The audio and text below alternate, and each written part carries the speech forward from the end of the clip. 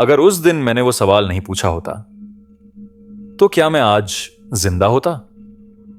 जिंदगी बिल्कुल नॉर्मल थी। मेरा नाम राहुल है, उम्र 27 साल और मैं एक छोटे से कस्बे में रहता था, धुरंधर। नाम थोड़ा अजीब है लेकिन जगह बिल्कुल साधारण थी। सुबह ऑफिस, शाम को दोस्तों के साथ चाय, रात को घर। किसी डर की कोई वजह नहीं थी। उस शाम भी सब कुछ वैसा ही था। मैं अपने दोस्त समीर के साथ कस्बे के बाहरी इलाके में गया था, एक पुराना किला देखने।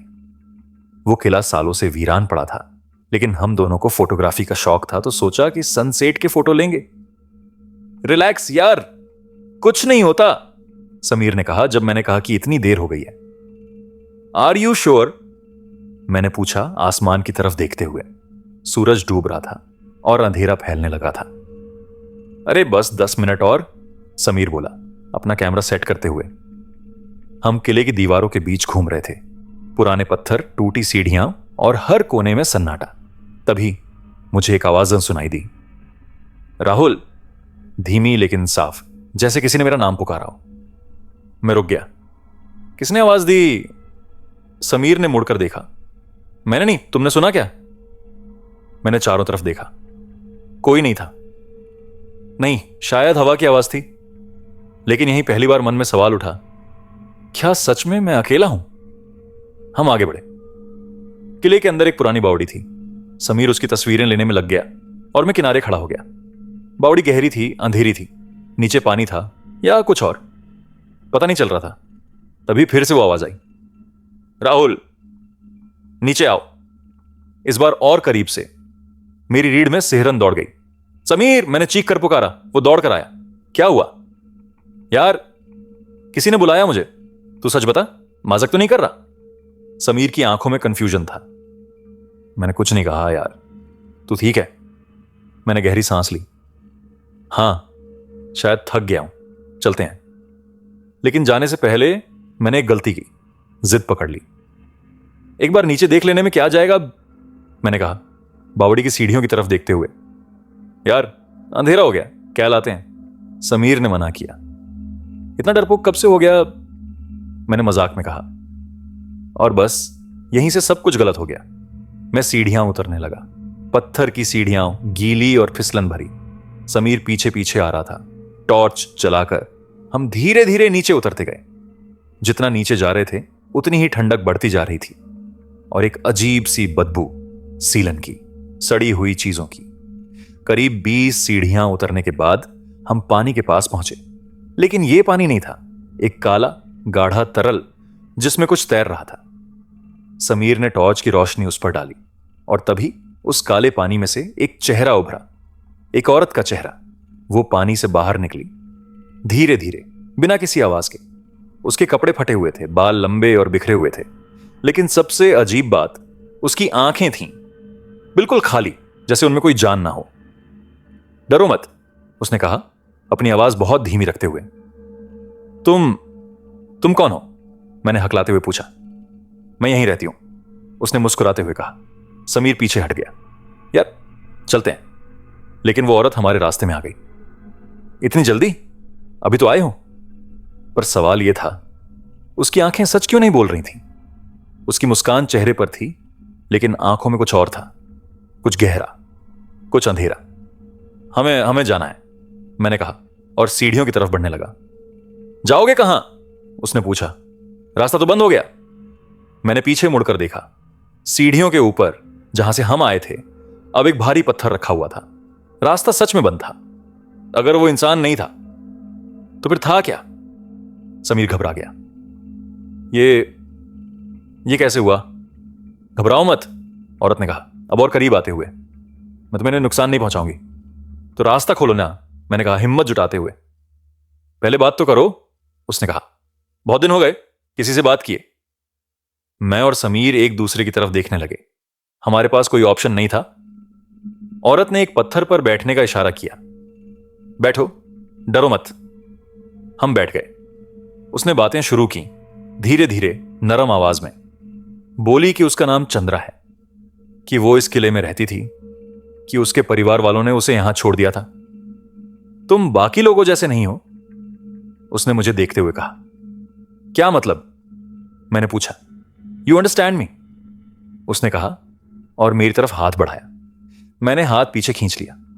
उसकी उंगलियां ठंडी थीं, बर्फ की तरह। धीरे धीरे कुछ घंटे बीत गए। चंद्रा बातें करती रही और हम सुनते रहे, लेकिन जितना समय बीत रहा था उतनी ही अजीब बातें होने लगीं। समीर ने मुझे कान में फुसफुसाया, यार तुमने नोटिस किया? क्या? इसकी परछाई नहीं है। मैंने ध्यान से देखा। टॉर्च की रोशनी चंद्रा पर पड़ रही थी, लेकिन उसकी कोई परछाई नहीं बन रही थी। तुम सिर्फ रात में क्यों आती हो? मैंने सवाल किया। चंद्रा की मुस्कान फीकी पड़ गई। तुम बहुत सवाल पूछते हो। और तेरी परछाई कहां है? समीर ने पूछा। चंद्रा का चेहरा बदलने लगा। उसकी मुस्कान गायब हो गई और उसकी आंखें जो पहले खाली थीं अब लाल होने लगीं। अब सवाल डर बन चुका था। अब पहचान लिया, चंद्रा ने कहा और उसकी आवाज बदल गई, गहरी, डरावनी। वो खड़ी हो गई। उसकी हाइट बढ़ने लगी, उसके हाथ लंबे होने लगे, नाखून नुकीले हो गए। भागने की जरूरत नहीं, उसने कहा। हम दोनों उठे और सीढ़ियों की तरफ दौड़े, लेकिन चंद्रा या जो भी वो थी हमारे पीछे आने लगी। उसकी आवाज गूंज रही थी पूरी बावड़ी में, तुमने मेरा नाम पुकारा, अब तुम मेरे हो। समीर ने पत्थर को धक्का दिया, लेकिन वो हिला तक नहीं खुल रहा। मैंने भी कोशिश की। हम दोनों ने मिलकर धक्का दिया। पत्थर थोड़ा खिसका। चंद्रा और करीब आ गई। उसके हाथ हमारी तरफ बढ़े हुए थे। मुझे छोड़ दो, मैंने चीख कर कहा। इट्स टू लेट, उसने कहा और मेरे कंधे पर हाथ रख दिया। ठंडक, भयानक ठंडक, जैसे मेरी रीढ़ में बर्फ भर दी गई हो। मेरी आंखें बंद होने लगीं, लेकिन तभी समीर ने पत्थर को एक आखिरी धक्का दिया। पत्थर लुढ़का और रोशनी अंदर आई। चंद्रा चीखी, एक भयानक कान फाड़ू चीख। उसने मुझे छोड़ दिया और पीछे हट गई। रोशनी से वो जल रही थी। हम दोनों भागे, सीढ़ियां चढ़े, ऊपर पहुंचे और किले से बाहर निकल गए।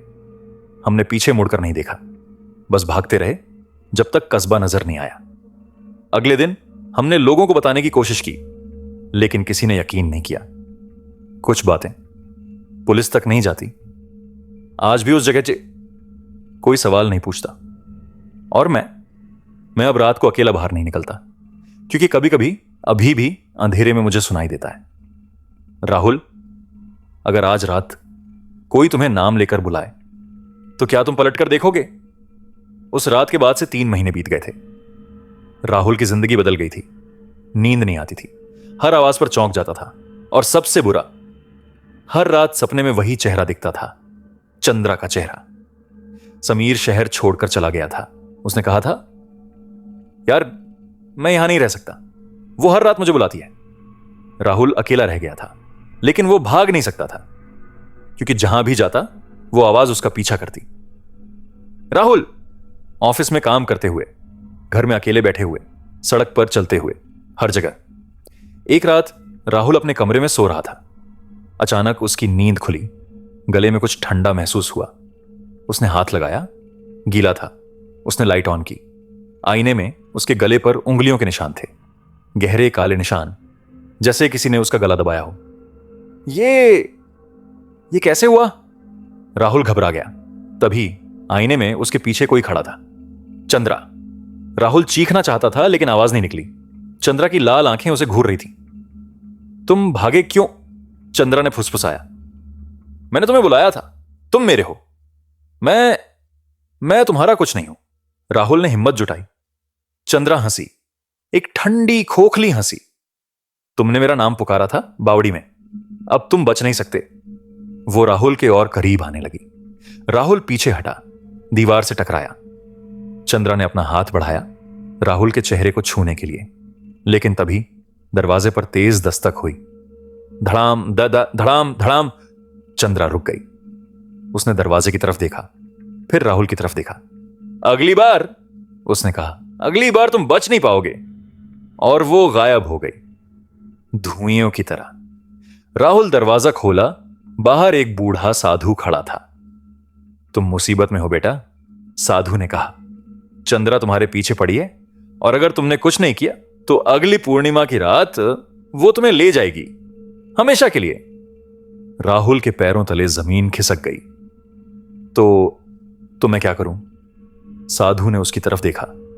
तुम्हें वापस जाना होगा उसी बावड़ी में, और इस बार उसे हमेशा के लिए खत्म करना होगा।